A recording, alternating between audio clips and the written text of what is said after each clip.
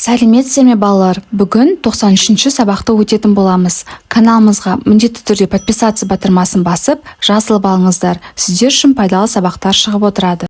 Құстар туралы не білемін? Жіктеу есімдігі. Берген мәтіннің мазмұны бойынша өз пікірімді білдіремін. Жіктеу есімдіктерін білемін. 42-ші жаттығу. Мәтінді тыңда. Бүркіттің тағдыры.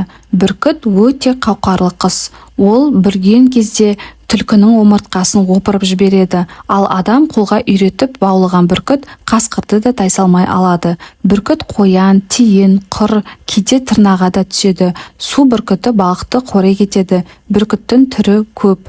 Бүркіттер тек адамнан ғана зардап шегіп келеді. 1917-1922 жылдары Америкада 15.745 бүркіт адам қолынан өлген. Осындай озбырлықтың салдарынан бүркіттердің тұқымы азая бастаған соң, қазір барлық елде бүркіттерді қорғау туралы арнаулы заң шығарылған. Біздің елімізде бүркіттерге ешқандай қастандық жасалмайды.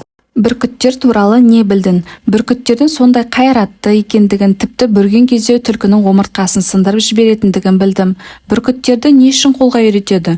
Бүркіттерді қолға үйрету себебі аңшылықта қолданады. Олар қоян, түлкі, тиін, құр, тырнаға дейін аулай алады.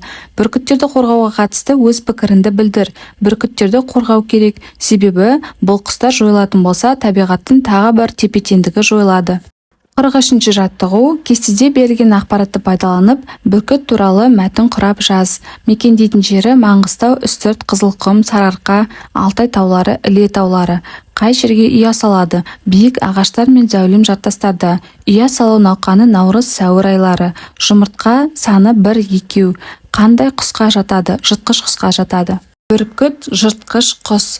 Ол Маңғыстау, Үстірт, Қызылқұм, Сарыарқа, Алтай таулары, Іле тауларында көптеп кездеседі. Бүркіттер биік ағаштар мен зәулім жартастарға ұя салады. Наурыз-сәуір айларында ұя салып 1-2 жұмыртқа басады.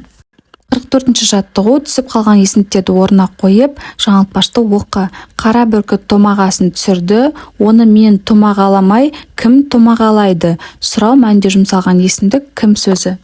45-ші жаттығу. Сөйлемдерге тиісті тыныс белгісін қойып, көшіріп жаз. Саятшылық құс салып аң аулау өнері. Мұнымен айналысатын адамды құс бегі деп атайды. Олар көбіне бүркіт, лашын, сұңқар секілді жыртқыш құстарды аңға салып баулайды. Сол құстармен аң аулайды. 46-ші жаттығу. Сурет бойынша әңгіме құра.